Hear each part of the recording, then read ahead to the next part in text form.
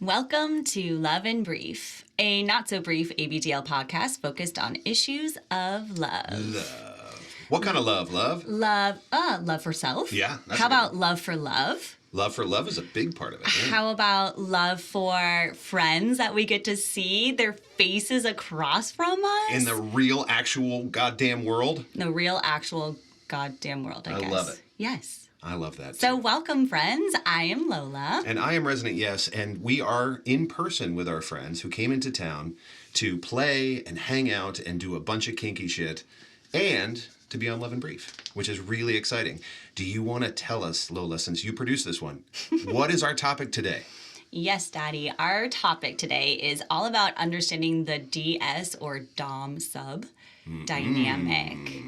I can't wait. I'm very excited. So our friends who are here with us today, they are not part of the ABDL community specifically, but they are very kinky and super BDSM-y. And wicked fun. And yeah, just the best. We love them so much. Love them. So I'm very excited. I am too, excited? actually. Yes, and while we're doing this, we have another friend who is downstairs assembling a shibari rig so that we can go down and be kinky and weird, and I can't wait. Yep, and my girlfriend's on her way. I know, it's just going to be a good day. Yeah. It's just going to be a good day. But let's start off with this conversation because I think it is foundational and important and really fun. Great. Do you want to introduce our friends? I would love to. So our first friend that I'm going to introduce is our friend Diem. Diem, welcome to Love and Brief. Hello. And tell us about your love.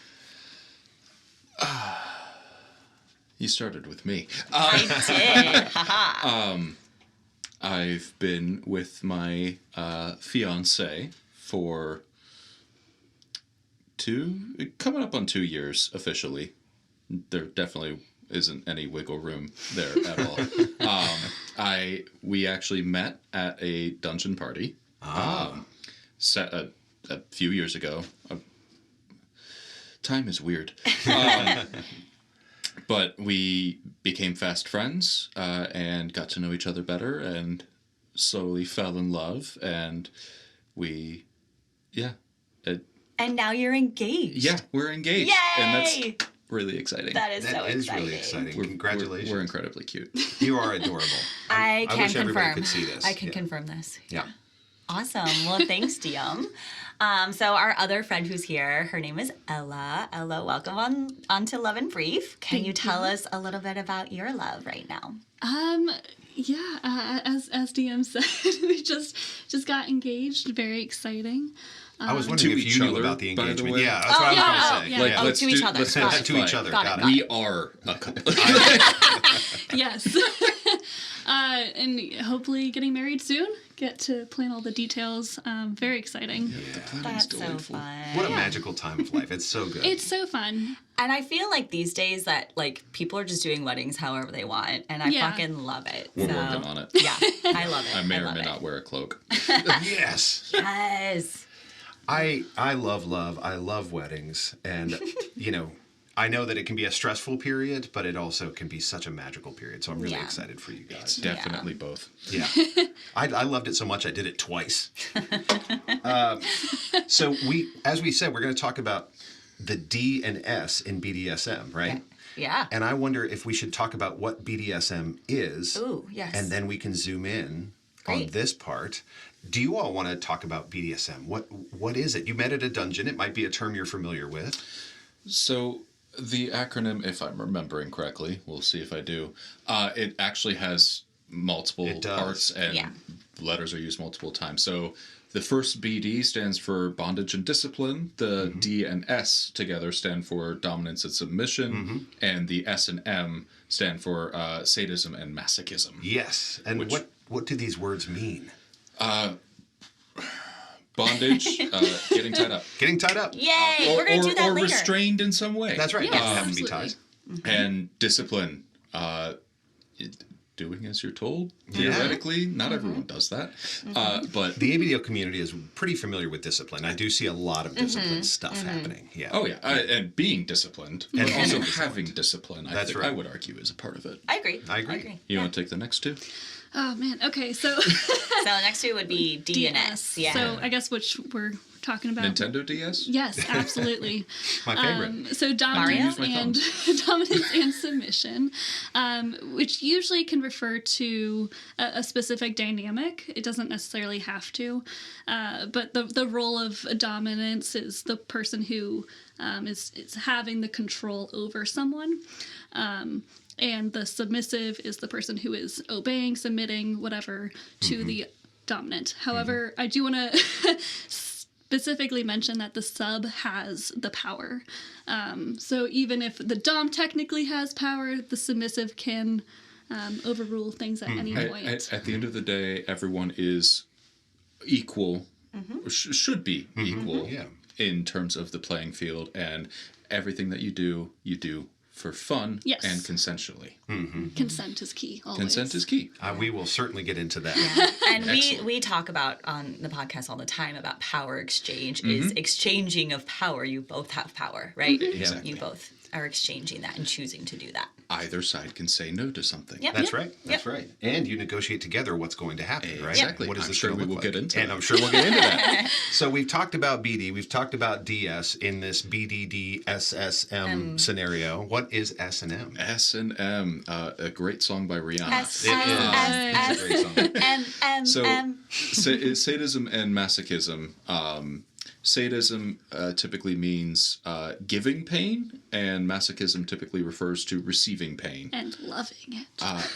Not always. Some people enjoy not loving it. That's right. That's true. That's true. That's true. Some people love to hate things. Yeah. As Mako said on his podcast, I like not liking it sometimes. Yeah, that's kind of the point. But dealing with pain consensually, and also I think a lot of people enjoy it because you are enjoying pain on your own terms. So like there are definitely some people in the BDSM world who deal with a lot of chronic pain, and S&M practices are somewhat of a way to escape that at times. Wow, that's cool. Isn't that counterintuitive? But yes, it's true. Yeah, because also like if you're focusing on what you're actively feeling and then you get relief from that, that may distract you from other problems you have, which we'll see if that happens later, because I twisted my ankle coming in here, which is great. They brought a lot of kinky shit with them. Yeah. But now you can really empathically connect to pain. Yes. In this Yes, yeah, but And the pain you're gonna be I'm not giving the later, one I'm who sure. deals with it. I am a sadomasochist, Yeah. which is interesting, but usually more sado. It's worth calling out too that when we talk about pain, it can be physical pain, but sometimes it can be stress, mental it can be or emotional pain. Yeah. And a lot of people use S&M for that as well, that they may have, similar to how somebody might have a chronic physical pain, some people will use S&M almost therapeutically because they might have a stress or an anxiety issue, and it gives them the same type of release. It's under their control. Which I do want to call out that BDSM can be therapeutic. It is not therapy, and it should never be a replacement for therapy. Amen. I do just want to say that. Amen. We talk actually the same way about ABDL. We say it can feel extremely therapeutic, but it is not therapy, nor a replacement for therapy. I should also explain, by the way, I did not explain this weird audio setup. Yes, we're sitting across. This is the first time we've ever just sat across the table. I know. We're normally doing things remotely, or we have maybe one other person in the room with us. But we decided to do like an open room, 2-mic setup. So if it sounds a little bit like we're in a room, it's because the recording studio is now a chatting parlor. Yes. Chatting. We've turned it into a chatting parlor. I love it. So, Lola, this was your topic. Why are you excited to talk about this? I can't imagine. Well, first of all, I love being able to like talk with other people who have DS dynamics like you and I do. And I also find that in the ABDL world that sometimes people may like know about DS or DS dynamics, but don't really have a lot of education about it, I think. So I wanted to bring that sort of education from the BDSM world into the ABDL and then have a discussion about like what might that look like in a like big or caregiver little situation, right? Yep. So. And I know a lot of ABDL folks would say ABDL is a kink, right? So but they've maybe never looked into BDSM or might not even consider it as part of their interest in kink, which is great. Yeah. Right? Like if you love going to Macaroni Grill and you just want to eat there every day for the rest of your life, great. But I can tell you about other restaurants and maybe you'll be interested and maybe you won't. Exactly. This is one of those spaces where somebody like me who was just, my whole life was just like diapers. Wait, That's you all like diapers? Yeah, it's kind of weird. I may have heard about this. Yeah. Sorry to surprise you guys. But, my brain just thought I was into one thing. And then I discovered BDSM. Yeah. And it sort of opened up other types of things that I could love. So I'm hoping the same happens for people who even coming into this episode are like, meh, not for me. Yeah. Yeah. Maybe we can talk about like different ways that a DS dynamic might show up first and foremost. Yeah. Well, we can even use some examples. How do you guys do DS? Is that the titles you use? Like, Yes, we do. Okay. Yeah. I would say that is a way to encompass our relationship or how we engage in kink is from like a DS as opposed to like there are some other things like there's daddy little there's master and slave but we tend to just fall under dominant and submissive. It's more of a catch-all, but that also it makes sense for us. So who's the dominant and who's the submissive?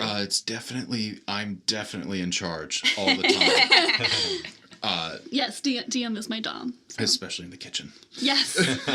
Stay out of my I kitchen. am not allowed in the kitchen. I am okay with that. There are knives in there. Did you know that? Yeah, it's There dangerous. are. I'm Yeah, not it is allowed And I to. will use them if I have to. No, that's what the hammer is for. That's right. The meat tenderizer. The meat tenderizer, yeah. So I'm curious, when you guys started playing with dynamic, was it more in like a scene sense and then it like grew into something more? Definitely a lot more in the scene sense.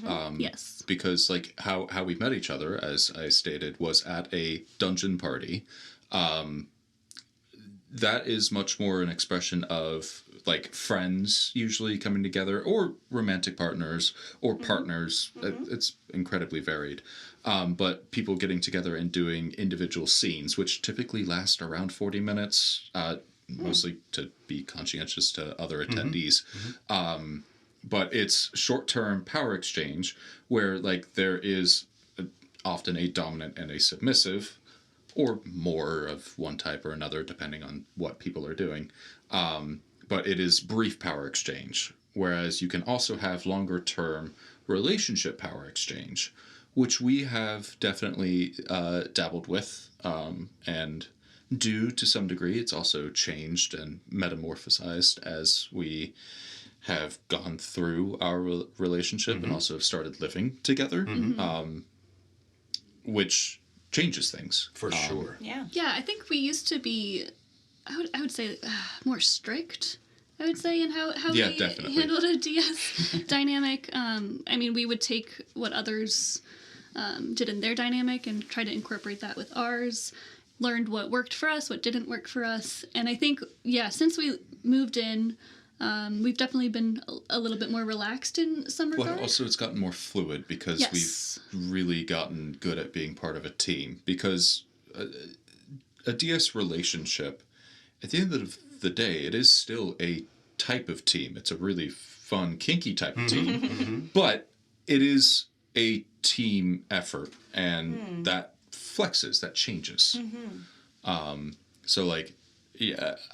trying to remember what we did when first starting out. If we want like a concrete example. Oh, I know what you're... Yeah. I can't wait now. We used to have a rule where she was not allowed to orgasm without permission.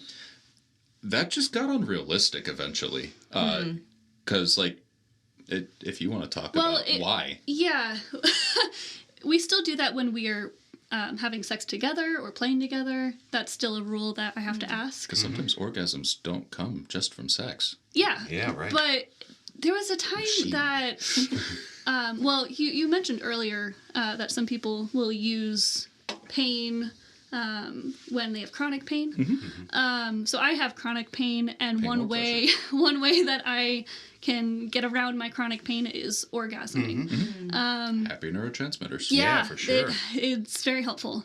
But if it's like 3 a.m. and I need to come because I'm in a lot of pain or something, it's not even for the pleasure aspect of stuff. It's just Pure dopamine. yes, yeah. And he might be you could asleep wake me or up something, now. and I can't ask him permission to orgasm at that time. So there's times that it was not realistic for us. It was a fun 2 months, but it also just, we realized, hey, this doesn't really work for us. Mm-hmm. Yeah.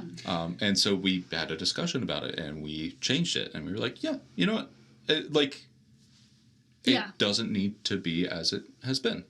That is such a great example of the flexibility that is so important in a DS relationship, that I think sometimes we think, there's the right way and then there's the wrong way, and I guess I'm doing it wrong because I made a rule, but I can't keep the rule. And also, clearly, the dominant is always in charge and has the final say in everything. Right, definitely. Yeah, for sure. That's how that works. That's not the case at all. No, and team effort. Especially, it's a team effort. I love that. Yeah, I've never thought about it that yeah, way. it's really Yeah, good. yeah. But it also is like when you live together, you experience more of each other, and things have to be realistic. You can't necessarily do things the way you did when you were texting, which was different than the way when you were, meeting once a week. Yes. Right. And also dealing with that honeymoon period of like being newer in a relationship versus, 2 years isn't necessarily a massively long time, but it's long enough that we've gotten very comfortable with each other and know how we both act and want things to be. And things have changed naturally. Yeah. And that's and okay. we're still incredibly happy. Yeah. I'm delighted. Very, very happy. We're getting married. It's great. It's great. Yeah, we talk about this on a somewhat regular basis, but kink is supposed to be fun. Yeah. Right? Oh, I didn't get this. Yeah, it turns out it's supposed to be fun. And so when things need to change so that it continues to be fun, you got to change them. Yep. I love that example. Yeah. So I'm curious, Ella, what really brought you to submission? What was exciting for you in thinking about, maybe I would like to be a sub? I've always known. One thing that got me into BDSM was bondage was the first thing.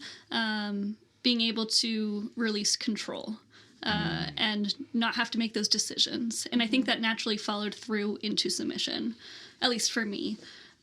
It was also a way that I navigated some religious trauma of being able to submit because I want to submit.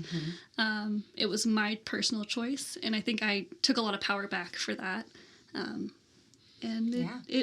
It's great for me. It doesn't work for everyone. Yeah. You use this expression, you just sort of have always known. We always say factory installed. Yes, like you just came from the factory this way. We have definitely stolen. Yes, I keep using that from. Was it you who? It was somebody on our podcast, a friend of ours, used the expression once, and I was like, I love that, so I use it all the time now. Yeah. I've been using it too. I'm factory installed for rope. Convert. Well, I guess not for rope, but for bondage for me, I'm definitely factory installed. Yeah. DM, how about you? It's funny because I am both incredibly similar to her, but also from the complete other angle. I gain, because I have my own fair bit of religious trauma. I don't have a priest outfit for any reason. Don't ask me about that. Actually, feel free to ask me about that. But I found control by literally taking control. And also, I like having control. That's definitely factory installed. But it's also I enjoy providing sensation to others, both pain and also pleasure, and just seeing how different people react is always been really fun to me, especially when getting into the scene. But I had an interest in the idea of bondage or the supervillain in a Bond movie or something. Tie up the hero and then make him suffer for a bit, and then it all gets resolved. It's all very fun. And then I just became a cartoon supervillain. But finding that control, but also experiencing things almost vicariously through others, but also including sensations that I may not personally want to feel, but I enjoy providing them. Because I'm both nice and an asshole at times. I mean, you are naturally a caretaker. We I'm joke that he's basically a daddy, but you don't go by daddy. I just don't like the title for myself. Yeah. What do you call DM? Sir. That's pretty. Or DM. Or DM. Asshole. What happens when you call him asshole? Depends. I I love being called names with a couple exceptions, just because that means what I'm doing is working. That's right. That's right. I see. And I can say that Ella has quite the pain threshold. Oh, yeah. I have had the privilege of spanking her, and damn it if she didn't survive my hardest efforts. Yeah. And then she like giggled, colors. and I was That's like, why I have a suitcase full of weapons. That's why because that's what she needs. it's amazing. It's quite Also, admirable. variety is the spice of life. yes, That's right. for sure. I so identified, Ian, with this notion of I like to give people sensation. I so identify with that. And just, it's almost like an amazing connected human experiment where like implement this and watch experience come out, and like what happens if I do this implement and then I watch an experience and I do this. People enjoying that from you. Yeah. And that connection to you. Yeah. And it does feel like, I think it's tempting to think of dominance as being sort of a self issue. Like I need to feel dominant, but I want to give people that I care about amazing experience, and getting to do that and run that show is the pleasure of it for me. You know what I mean? It's not 100%. Not to make me feel important. It's to make me feel like I've shown love.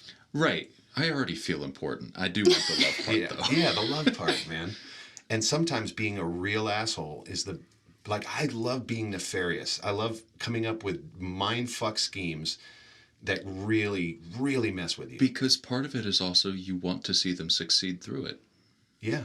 And to be able to go through some really difficult stuff and to watch them come out on the other side and be like, I went through that. Yeah. I took that. I managed it. Yeah. And like, that's not saying that's always necessarily the end goal. Like, it's okay if you can't tolerate something. That's why we have safe words. That's why I'm sure we'll talk more about consent, but like helping someone almost fight some inner demons sometimes of like, I can't do something. Yeah, you can.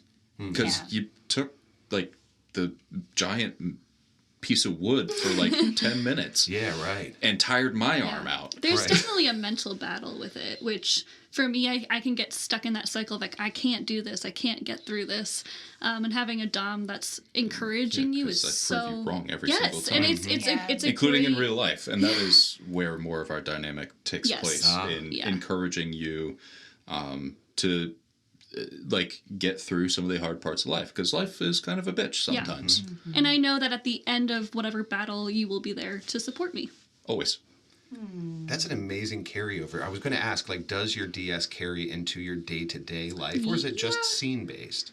I would say the stereotypical view of a DS is very much in our scenes. Yeah, we used to have more of the stereotype, like, I don't know, I hate 50 Shades of Grey, but I think that is a decent context example for this. Yes. But no, we don't tend to do that unless we are actively playing with each other.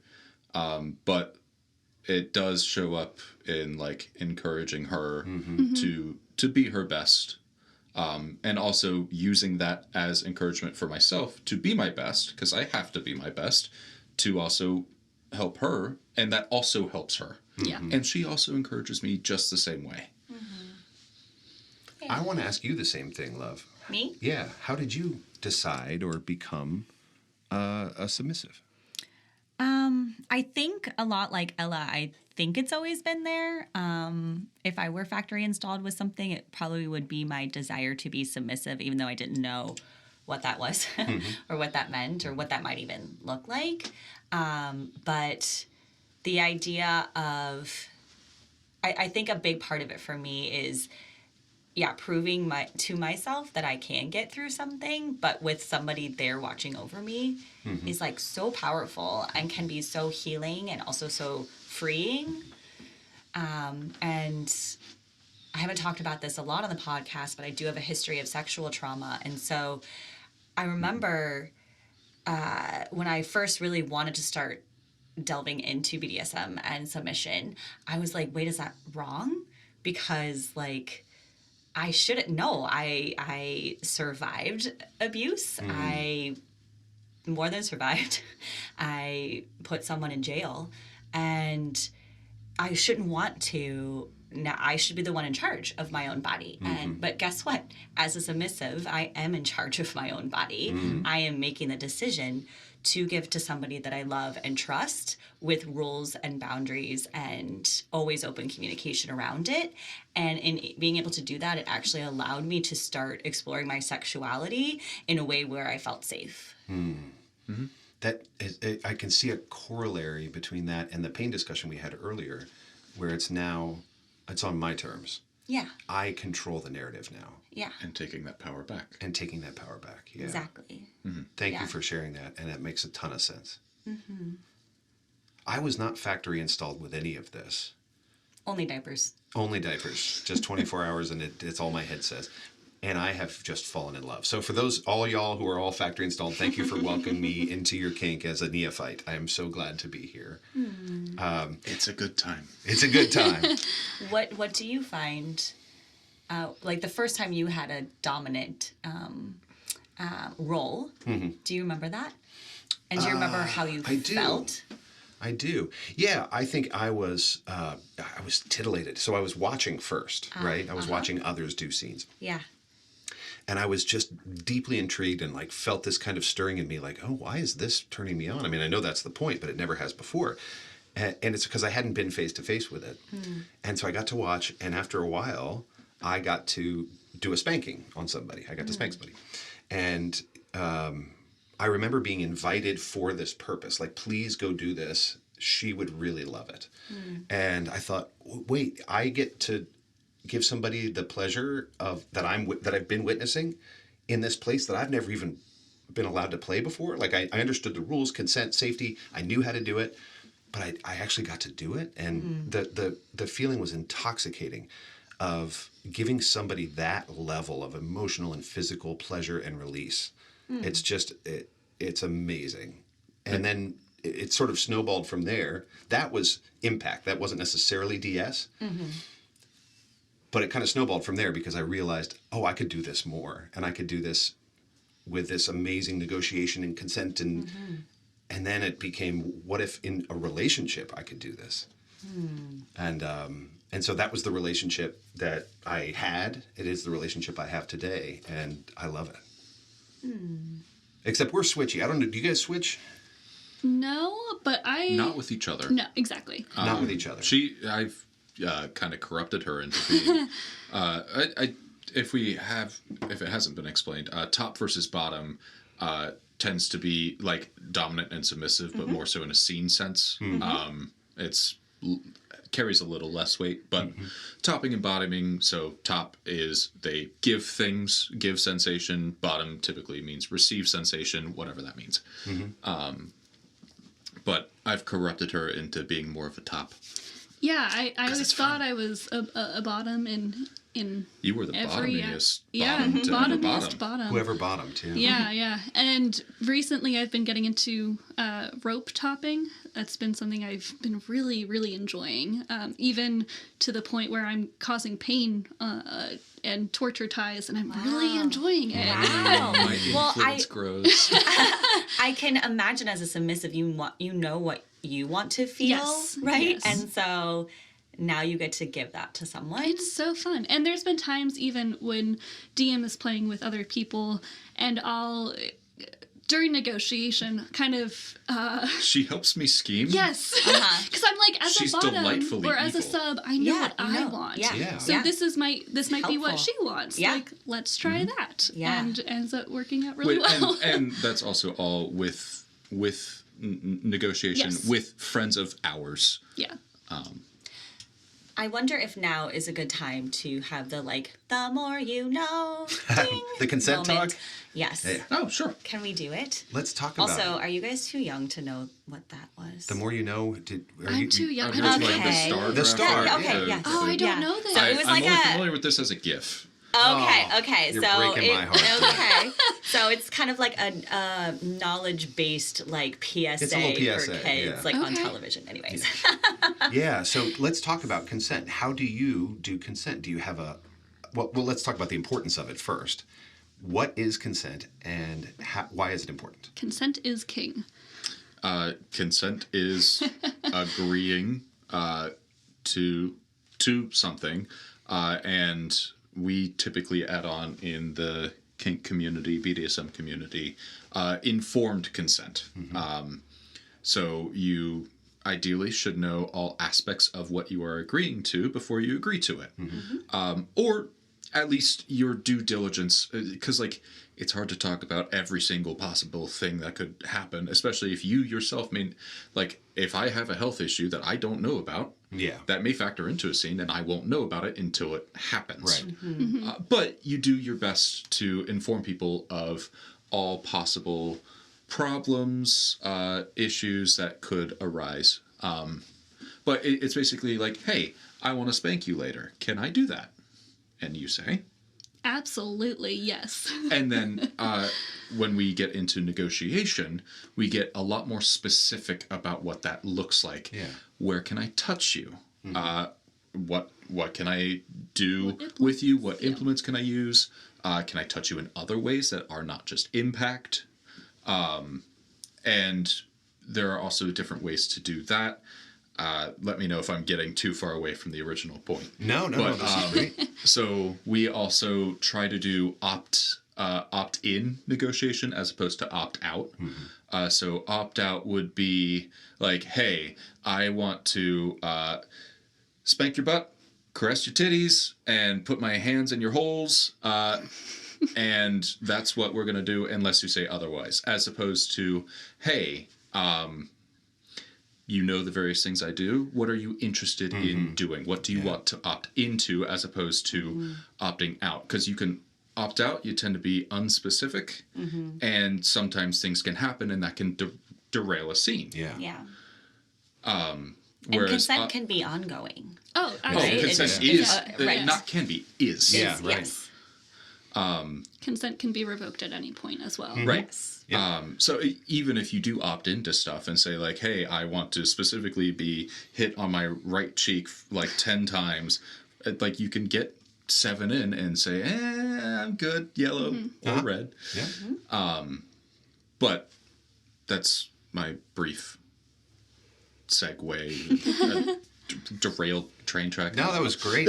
I know another way that I've heard consent is, or another parameter is enthusiastic, right? Yes. So somebody begrudgingly consenting isn't consent. Like, I guess I'll do this. Yeah. So that's when you go. It seems like maybe you're not super excited. Should we hold off on that or talk about we it? definitely maybe just follow talk more about it, enthusiastic consent. I have heard some DS dynamics where part of their dynamic is not having enthusiastic consent. Oh, okay. But that's not something that we personally do. So they enthusiastically agree that it's okay to not be enthusiastic. Yes. Okay. I think it's to similar. some degree.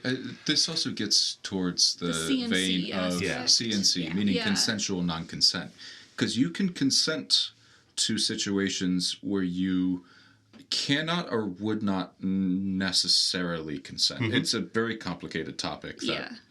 And maybe we should do a podcast about on it CNC. Yeah. It's super interesting. But it can be really cool.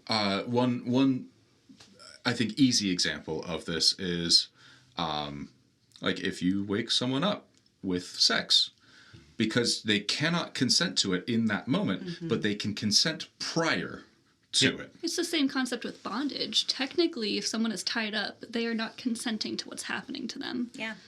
But if you negotiate it ahead of time, that if they're tied up and gagged. Yeah, if they're tied up and gagged, CNC is an overarching term that you can see it in a lot of different There BDSM are aspects. examples of it, but it is also a very complicated and nuanced topic. Well, yeah, I'll give one quick example, and then we can talk about, because it's its own show, right? It really is. But I did a CNC scene with a friend where we both spoke to our partners about doing a surprise takedown and interrogation. And what that meant was, there's a keyword that I'm going to give you, and we negotiated all this with our partners. That keyword means it starts now, and you want to run as far from me as you can get. And I will come find you, and I will drag you out of the woods, and we'll do this, this, and this together, right? That was the fun of the scene. And we negotiated every single part of it. And, here's what you can use on me. Here's what I don't want you to use on me. This would be really fun if you did it. This would not be fun if you did it. Like, for instance, a gag. I don't want a gag. It makes me very anxious. Okay. Can I punish you for speaking then? Yes, that would be fun, right? It's a different kind of gag. It wasn't a physical gag. So, mental. Yeah, it was like a mental gag. So having pre-negotiated, quote-unquote, non-consent was the consent. Yes. And then hours later, when nobody was expecting it, we started the scene. Run. Oh, okay. Yeah. That's good. Pretty direct. Yeah. And we had a great time, and they had a great time, and it was really fun. And the other part that made it work was we also had a way to throw a flag. If the word red or yellow came out, that meant slow down or stop. And we agreed that, like, we're not going to use that term for anything else. The scarf you're wearing is maroon. It's not red. You know what I mean? Like, because those are safe words. And so the consent is ongoing and enthusiastic. It was just talked about beforehand.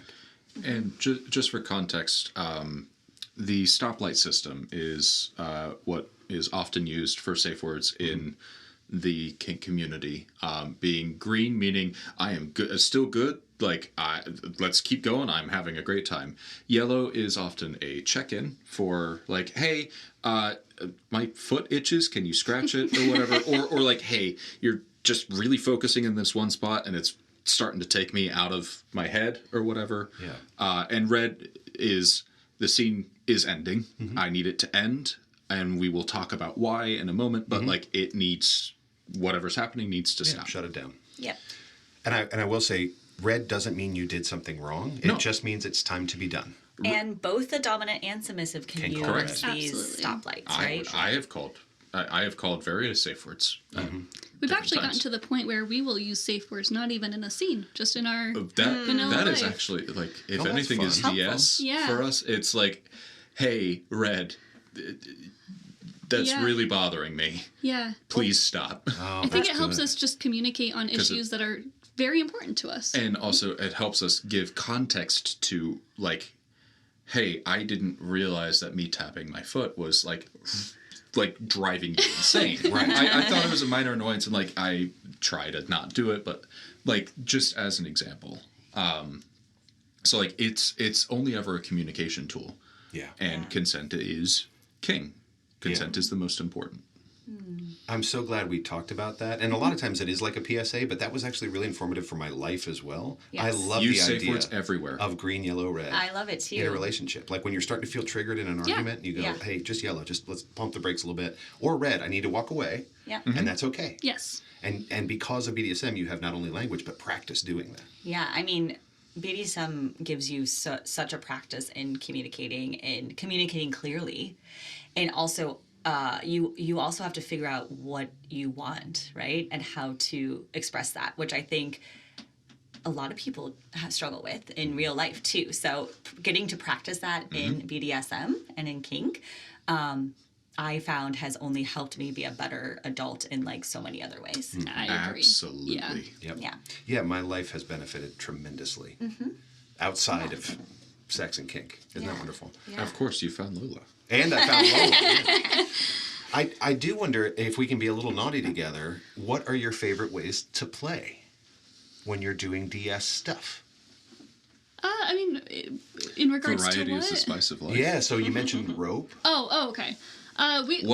What kinks do you have? Yeah, we do a lot of impact. Yeah, that is honestly our bread and butter.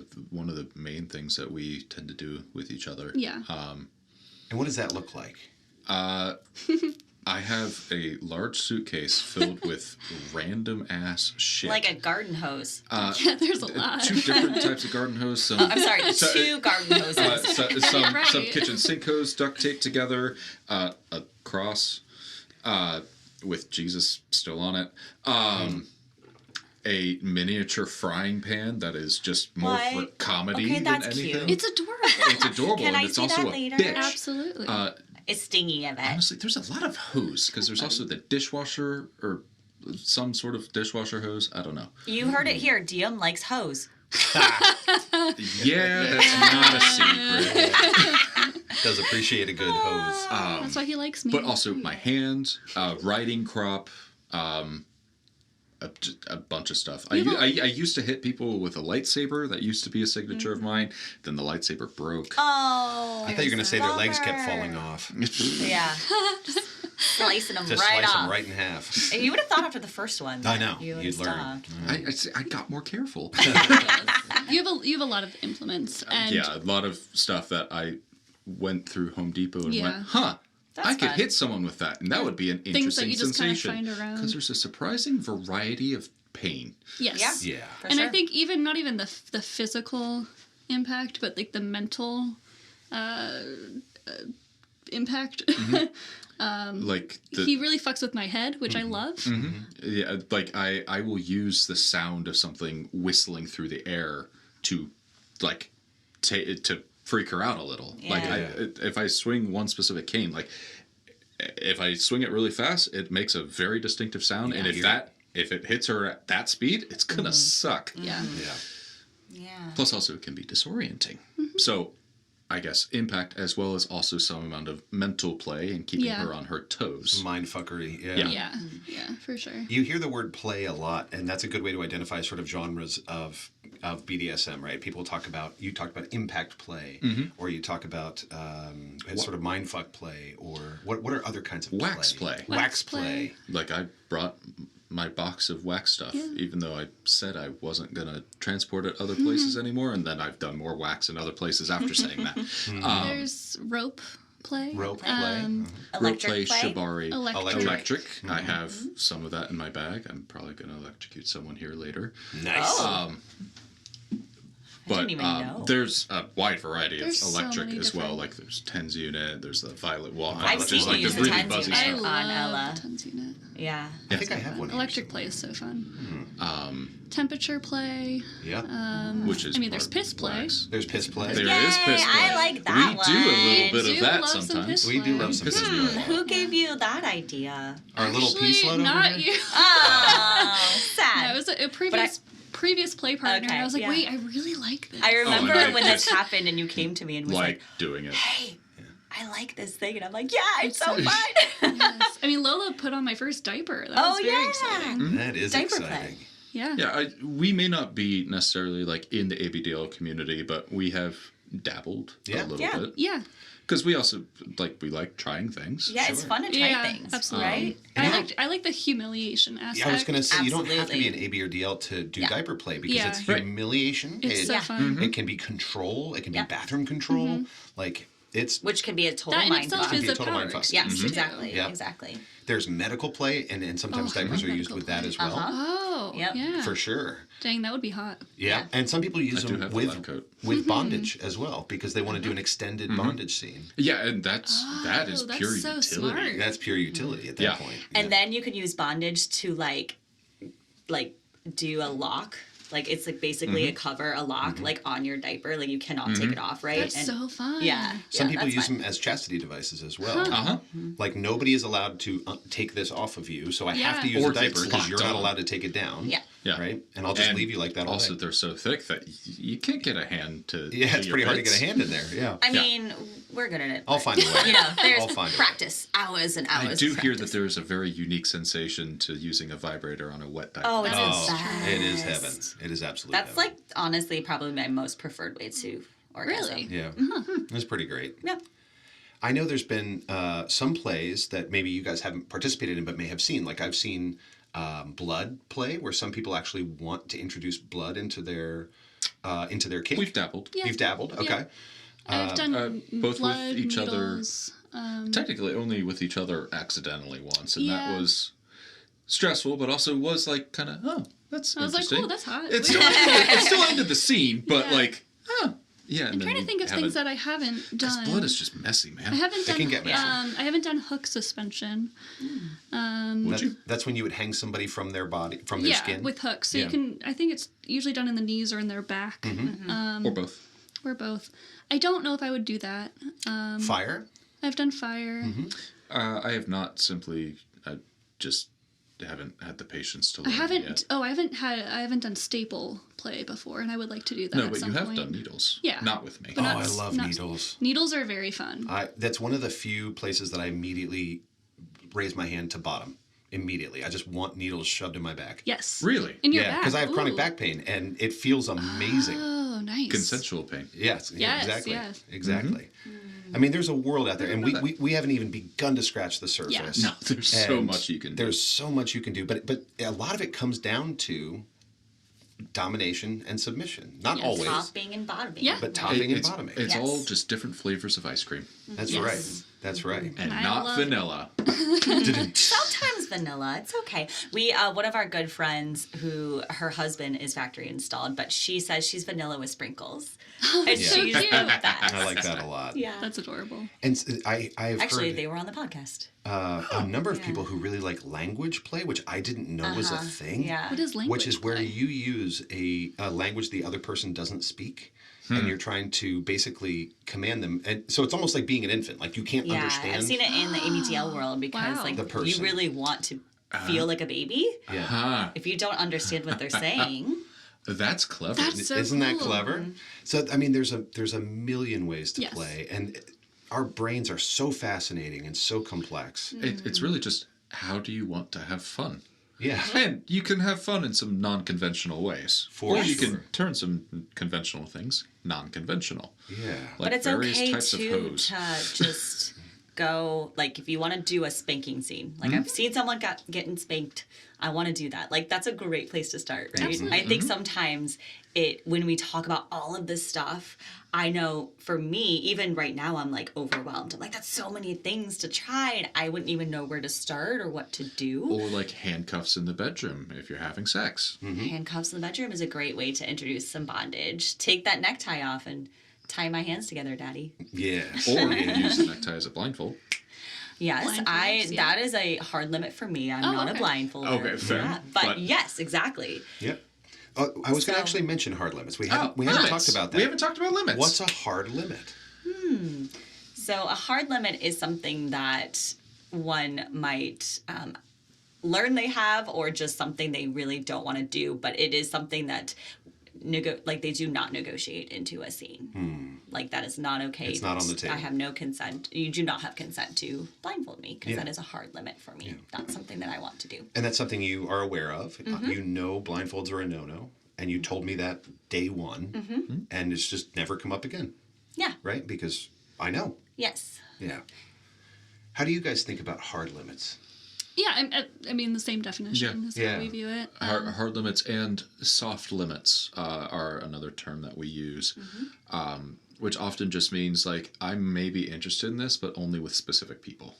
Which you Yeah. could argue, like, I think the definition of limits, it depends on the specific person. Yeah. So my hard limits for someone, it might be different than my hard limits for DM. Yeah. I'm trying to think if I have any specific hard limits with you. Because I think almost anything we can negotiate, and it could be a soft limit. Yeah, I mean, I can't think of anything. there's that- one thing I can think Oh. of that I'm not going to Yeah, mention. there's one hard limit that I don't want to discuss, but then Sure. there's another hard limit of bladder control, just because of chronic pain and stuff, health issues. I don't mess with that. So You don't that's- want to have to be forced to hold it and cause more pain. And, exactly. Yeah. So for medical reasons, it's a hard limit Yeah. for me. Yeah, that's great. It's amazing because like what we're talking about are like level 15 adulting skills that you learn from BDSM. Things like, do I know myself well enough Do to I know my body? Do I know my body? And you have to practice really safe BDSM and fun BDSM. Yeah. And am I willing to tell a partner something uncomfortable or difficult? Or am I willing to say, the thing you want, I don't want for me? Yeah. And those are all like communicating your needs, wants, desires, and limits as like a level 15 adulting skill. And we get And to it's practice it every time. incredibly It's really valuable. awesome. And it's incredibly valuable. Yeah. Cool. Cool. Go us. Lola, anything else you want to know about? I mean, so many things, but I think now would be a good time to. So we've talked about consenting and negotiating in a scene, topping and bottoming. Now going into a more long-term dynamic. What would be or what might be negotiated in a long-term dynamic? Because some people have a 24/7 DS dynamic, like you and I have. So now let's talk about what that might look like. Yeah. So we do not have a 24/7 dynamic. I'd say we do and we don't. Yeah. We have some things that we both do naturally within our relationship, but it's not like she 100% of the time calls me sir or anything. Mm-hmm. So do you have certain rules or boundaries that you kind of always do we have stick by? anything that explicit? It's more so like if we're wanting to do something specifically with other people, there's a lot of discussions regarding that. And I wouldn't even describe that from a DS perspective. We communicate through every single decision that we're doing together. DS for us really changed a lot when we moved in together. So we may use some of those tools and have some things within our relationship and play that we regularly do. I think one of the clearer examples is if we're going to play in ways that we have played with each other before, we don't do a ton of negotiating because we've done that and we trust that for each other. Yeah. And unless someone like, hey, we're doing impact. Oh, like my left leg hurts today. Like, can you just avoid that? But for long-term things, you can do that. People do that. 24/7 typically is like it is. There are rules that are always active. We don't necessarily have. No, it's more like if he tells me to do something either sexually or just around the house, go do something, like it's just kind of the standard that this is what I'm supposed to do. For the most part. For the most part. But there's always times like she's also allowed to push back and say like, hey, I'm really not feeling that right now. I don't want to for XYZ. No is a complete sentence. Well, red for us. Red is, No does not necessarily actually mean no for us. Correct. Yeah, I guess that's another example of 24/7. Yeah. But we don't have a ton of explicit the only rules. explicit rule is that when we're together playing, that I still have to ask permission to come. That's been since day one. But if for clear examples of 24/7, I think you both would be perhaps good to ask. Leslie, you want to talk about rules? You go first. Well, it's interesting because if I remember correctly, and I may not, that the 24/7 dynamic was something you brought to me and said this was important to you. Do I remember that right? I think it's something that we talked about really early on in our relationship, not necessarily with each other, but like as something that I was really interested in. Yeah. And I don't even know that I could have imagined what that even necessarily looked like, but the idea of it was really intriguing to me to have a set of rules and boundaries. Like, I don't have to think about it, right? Yeah. And to be able to be submissive no matter what, as like a low level, we've talked about it as like this like little current, right, that's going throughout my day. Yeah. That there are some days I think about it for maybe a second and that's it. But it's always there, and it's something that I can like come back to help like ground myself or to help myself feel connected to you. And so, yes, I think I brought it to you and was like, that might be something that I would like to explore like further on down the road. Yeah. What are some of your rules? So, well, I'm okay sharing anything, so yeah. Up to you. Okay. Well, I have to wear a diaper, like, no matter what. But I do have some, like, boundaries around it. So when I see family, I don't have to. I generally wear a pull-up and use the potty when I have to. And then there's one place where I work that I can't wear, so I don't have to wear it there. But otherwise, I have to ask permission if I want to wear undies or a pull-up, and it may or may not be granted. What percentage of the time do you think I say no way? Like 3. Yeah. Yeah. Mostly there's a really good reason. Yes. And you have to bring me a reason, or else the answer is no. Yes. And sometimes the reason's not good enough, but most of the time it is. Yeah. And so if I am like caught without wearing a diaper for whatever reason, which doesn't happen very often, honestly. She's the most obedient sub in the world, so I don't get to spank much. I'm so boring. But I'll probably get a spanking and then like a forced diapering if that is the case. Or you'll be like, why aren't you wearing? Like you'll be like, what are you doing? Oh yeah. And I'll be like, I just got home from work. And you're like, all right, well, go put it on, you know? Yeah. So that's really cute. Yes. So that is like the first rule. And when we started talking about 24/7, I mean, I knew what I was getting into because like I knew that's what you wanted. Yeah. right? I made no secret about that from day one. Yeah. And because like diapers aren't necessarily like my factory installed thing, I do really like them a lot. But like I probably wouldn't choose to wear 24/7. I definitely would not choose to wear 24/7 for myself, but I love that I have to do it for him. Yeah, I think a lot of times when we talk about 24/7, it's folks who they're very driven by the diaper itself or the experience of it.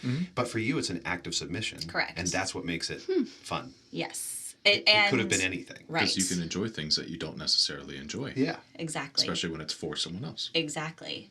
And like he loves it. So I love that, right? I do love it. Yeah. And the longer it goes on, and we're talking years now, the hotter it gets. It's been like 3.5 years. Yeah, it's crazy. And now I am actually collared.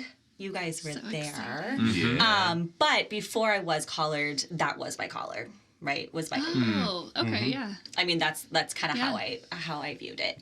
Me too. What other rules do I have? Well, you've got sort of a sexual submission. Yeah. That, of course, you can, like every other part of this, you can say no. Yes. But that you have enthusiastically consented to whatever Daddy wants, Daddy gets. And sometimes Daddy likes to come like all the time. Lot. Yeah. Like a bunch. Yeah. And of course I said yes to that one enthusiastically as well. But there have been did. But there have been a couple times where it was clear that you didn't feel enthusiastic at all in the moment, and I said let's hold off, right? Because all consent needs to be enthusiastic, and it just wasn't, and that was okay. And it wasn't like you're a bad sub. It was like you just cannot bring enthusiasm to this. Yeah. Frankly, that makes her a good sub. That makes her a very good sub. Communicating. Absolutely. Exactly. Absolutely. Yep. Yeah. Because, life happens, and we live together now. We're, like, as you guys know, relationships sort of change and dynamic. So we started our dynamic when we were not living together. And that's also a big part of why I wanted to do it, was because I wanted to feel more connected to you. Yeah. And so I wasn't even living in the same city yet. But I had to be diapered 24/7. And I had to send a picture in the morning, and I had to send a picture at night of me in my diaper so that you could keep tabs on me. And that it was, there are tabs on diapers. Yeah, oh my God. Oh my God. And honestly, it was kind of hard for me at first, but the more that I wore, like, because you weren't there, right? So I wasn't getting the, like, you don't get the reinforcement. Right. I wasn't getting the reinforcement. But I would then think like, oh, but like I'm choosing to do this because I want to feel connected to him. And then I was like, oh, okay, I do want to keep doing this. Yeah. And at any time, we always have open communication. If something's not working or I want to stop something or whatever, we can always talk about it. And I know that it will be heard. Yep. And I know your limits, so they never come into play. And the rest we figure out as we go. Yeah. And basically, too, like, if you tell me to do something, like, pretty much I'm expected to do it. Kind of like, yeah. That's why it's not specific rules, I guess. I wouldn't describe it like that. And like For us, at least. the notion of like, if I tell you to do something, you either do it or you give me a reason why not. Yeah. We do actually do that. Yeah. And it's also trusting. It's not necessarily even. I haven't thought about it from the DS sense, but that is somewhat DS. Yeah. I think there's an aspect that whatever you're telling me to do, I'm trusting that what you're telling me to do is good for me, good for us. And I have my reasons. Yes. And I, as a sub, shall listen. So, unless, again, I don't... I'm holding you to that. Yeah. There are times, for sure, that doesn't necessarily happen. But... And I'm sure you leave room for, like, if there's a moral objection, absolutely. then you would raise it. For anything. And, like, we've dabbled with, like, the free use aspect of stuff. But, like, I've recently switched to different medications and stuff. My sex drive is just kind of, like... not what it used to be. So free use currently has not really been a thing. Just Can you explain what that is? Oh, sorry. It is technically a type of CNC. It is, yeah. So free use. I can bend her over whenever I want. Yeah. He has at any explicit time. consent to use my body however he would like. If that's sex, then yes, or it's get on your knees and you're gonna be my footstool while we're watching TV. Yes, things like that. So it goes along with just being told to do a chore. You're told to perform sexual favors, whatever it is. If I wake you up in the middle of the night, if you don't wake up, Yeah. Have fun. That's fine. Whatever. Apparently the other night you did that though, and I, in my sleep, was telling you to You stop. were. Oh my gosh. No, Yes. she was complaining. I'm like, all right, you know what? She's not feeling it. All right. And then you told me in the morning that I said no Because or it something. was so funny. I didn't What remember. she was doing, completely unconscious. I'm like, wow, okay. She did not wake up at all, but she was like, ah. That's wild. And It's just funny. It's a great example of CNC that you had explicitly consented beforehand Yep. that that's And, okay. but And then also listening in the moment. in the Yes. moment saying, Well, like, clearly she's not one of Her those. body was like, I'm not in the mood. I'm like, I was okay, fine. sleeping, apparently. Fair enough. No, leave me alone. I'm sleeping. I mean, that's a form of sort of unconscious withdrawn consent or lack of Yes. enthusiasm that Yeah. you read and went, okay, cool. Absolutely. Yeah. And there is a degree where, from our past negotiations, like, there are certain things that I don't necessarily have to listen to. Like, within the context of things that we have talked about. But oftentimes I still will. Yes. Because if she's saying no to something for whatever reason, if she has a reason, there is a reason she doesn't want to do a thing. And unless I genuinely think it would be good for her to do something regardless, and there are times where I do say, like, yeah, no, you got to do the laundry. But there are a lot of times where, yeah, if you don't want to, then yeah, it's not right now. We'll do something later. We don't have to do it at all. It's open communication, because at the end of the day, I want what's best for her and what's best for me. But I will put her ahead of me. I love you. Oh, I can tell you guys love each other so much, and I love that. We're getting married. I know! To each other. Yay! I love love. That's great. Same. Do you have any rituals that you do to sort of remind you that you're doing DS? I know some people have little things that are just a little bit beyond a rule. It's like an action. Honestly, the think of most any. concrete thing that I can think of, because I can think of something. Okay. We do play with other people in various ways. Yeah. But anytime we do that, when we get back home, especially if it was sexual in nature or whatever, the person who went out and did stuff, they take a shower, and then we spend time together. We cuddle. We talk about what the fun that we had, if we both had fun, or like, hey, what did you do with your play partner? And then we talk about stuff, and we reconnect. Yeah. And just get back to being us, because we are each other's primary partner and only romantic partner. Yeah. That's a lovely good ritual. sort of And ritual. it's simple, but I would classify that as a ritual. Yeah. Yeah. And it's very important to both of us. It's the same reason that if either of us is out of town, we don't typically play with other people.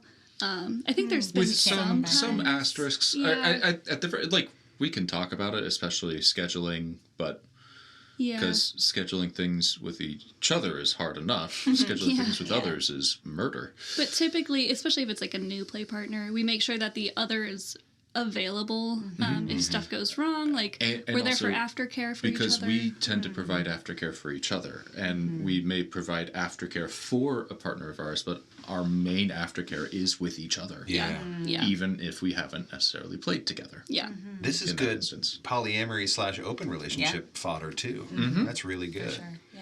I remember when I was first exploring the concept of polyamory, I went to a like a seminar type thing, and they said the hardest part of polyamory is not jealousy, it's scheduling. And I was like, yeah, it's true. It's the same with D&D. Frankly, poly is just D&D, but But for different. sex. Yeah. No, literally. And also, I think the end goal of most poly people is to have enough partners to have a D&D A group. decent game of D&D. Got it. Interesting. That's awesome. What are That's we doing awesome. wrong? We need to start our campaign, I I think. guess. Love, anything else you want to cover on this? I would love to maybe end with like, what is, if you can think of an experience in power exchange or power dynamic that was like really surprising to you, that you that kind of maybe caught you off guard or taught you something about yourself and maybe your kink. Does anyone have any? I do not like being called daddy. Again, I'm a daddy in everything but name. Yeah. But I really like being called father. Oh, but like father in a religious sense? In the religious sense. Yeah. I see. But like it's still that kind of paternal figure. And also, because the way I've taken my power back from religious trauma is, I'm just going to be an evil priest. That's awesome. Yeah. What is it about being like a paternal sort of figure that you like? Or maybe you don't know yet. Yeah. It would be difficult for me to put that into words. Oh. Well, maybe something to think I about. think it's still like the being a caretaker for someone. Yeah. Yeah. But also like safely playing with the idea that not all paternal figures are safe. Yep. Interesting. Yeah. That's really interesting. That is. Yeah. Yeah. What about you? Oh, can you repeat the question? surprises. Yes. Anything surprised by? like that you were doing a scene in a dynamic or exchange and maybe really surprised you into like learning something? If you can't come up with something, I have about yourself. I think this happens basically in every scene. Yeah. But like, is there one that really stands out that you were like, whoa? There was this one scene that we were doing. It was, I would say, it was like blindfolded. There was bondage. There was some impact. Pretty typical. Sounds pretty classic. Yeah. And we were going pretty intense. I would say one of the more intense scenes that we had done. This was back at our old place. And I ended up calling red. It ended up just being way too much. Like we were doing, I think you said, I want 10 more hits. We got to number 3 or something. Because it was the tail end of the scene, because I often end with that just to like... You're like, give me 10 more. Yeah. And I counted to 3 or 4, and then I called red. And you were done. Yeah. And you immediately stopped, obviously, respected red completely. And I think in that moment, I've called red before. It was not my first time by any means, but I think I was just so taken back by how quickly he responded and how he loves me through this. Even though, like, I didn't get through the 10, I didn't feel like a failure. No. Yeah. It was very, very just affirming that I did my best and that he still obviously loved me. And he completely respected red and undid the bondage, and we just kind of laid there and I was crying, and it was just a very emotional thing. Oh, he really respected you. Yes. Yeah, right? that shouldn't be a surprise. It's not a surprise. No. It should be the same. Wonderful reinforcement. It is standard. Yeah. Yeah, and I think I was just taken back by how power exchange looks at one point and then can flip so quickly. Like I say red and we are completely back to equal in that regard. And yeah, it was beautiful. I was crying from like the fact that it was painful but also beautiful. It was not being nice that night. But it was still, even though it ended in red, ended up being a really good scene. I love this story. Cathartic. Yeah. Very, very cathartic. Well, and that's like power, right? You have your power right there. It was and it was beautiful. respected. Yeah. Yeah, and it was a great reminder that red doesn't mean bad. No. Red just means... No, it was a great It is a scene. communication tool. Yeah. Yeah, that's right. Please never feel guilty calling red. No. If you think you need to call red, Call red. Yes. Absolutely. Yes. It's totally For fine. tops and dominance everywhere. Please use the safe words. That's what they're there for. For sure. What is your surprise thing, love? I think the most surprising scene that we ever did was really one of our first scenes, honestly, when you broke a brush over my butt. Ooh. And it was our first CapCon. It was our first event together. And we had only been dating for a few months. And so it was, I think, the first time we had the opportunity to be in, we called it the Dark Age Playroom at Cap, but to be in a dungeon setting. And we had talked beforehand, and I was like, because I was very new to spanking. I'm still, honestly, I feel like a pretty noob in the Spanko world, but, or impact world. But I was like, I think I want to do that. I think I want to be tied up. But like, just, I think I was so surprised in that scene because, first of all, that I took that much. I was like shocked at myself. Like, it hurt so much. That's probably the most pain I've ever had, was still that scene. And, but I did it. And I did like the 30 or the 40 or whatever it was, 50, I can't remember. You started with your hand, but also just to like, at one point I remember being able to like go out of my body for a second. And like, I saw you doing your thing. And I felt so safe because you were checking in on me. You were like checking in on my breathing. You started with your hand and then you went to the brush. And I was like, oh, wow, I can actually have these really powerful, scary scenes like in a safe way, which I had never experienced before. Yeah. So to be able to like watch you do your things sort of like through the experience too. And then afterwards, the aftercare, you just like held me. And then for a while you like put me on the floor, which is like so hot. I love it. And I had never felt that way ever in my body or my mind ever. And I felt so loved and also so like proud of myself. Yeah. And I remember thinking like, whoa, this is just the beginning, isn't it? That's beautiful. Yeah. And I still have that brush. I love it. It's a trophy. Of course you still have it. Well, it was fun too because I didn't know when it was going to happen. And he was like, hey, it's happening. And he literally just grabbed the brush off of the bed and like took me down to the dungeon. Yeah. And I loved that. That was a lot of fun. Yeah. You liked it too. I liked it too. I always love when toys break because that is just, it's a trophy. Yeah. Yeah. Just put that on a plaque and keep it. I used to have it when now, like, you know, in the house we're in, I can't really just have like a wall out of kink stuff, but it used to like just literally be on the wall in my kink space. Yeah. Yep. What about you, Daddy? I think I have overall been stunned by how much benefit the rest of my life gets Yeah. by practicing in a BDSM context with you and practicing DNS. Like, as I mentioned before, it's like level 15 adulting skills that we get to practice. Yeah. And I get to find this person that I love.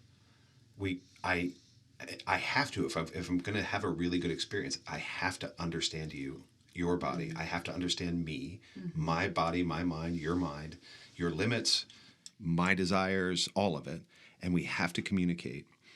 And then we get the euphoria of the experience. It's like a payoff for doing like level 15 adulting. And that has just echoed into other parts of my life. And I think I'm a better communicator. I think I'm more self-aware.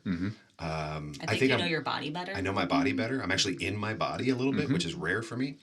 I am forced to like say the hard things out loud, which makes me have to say that, you know, it equips me to say the hard things out loud in the rest of my life.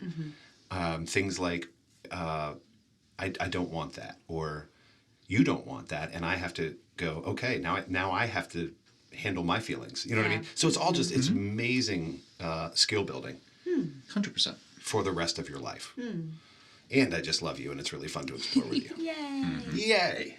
That's the entire fun part. That's right. That's right. This was such a good topic, Lola. I know. Yay. I'm so glad we got to do it. And Thanks you guys for having are us awesome, on. for Yes, sure. Thank you so much for sitting down. And I feel like there's 1,000 things we could talk about.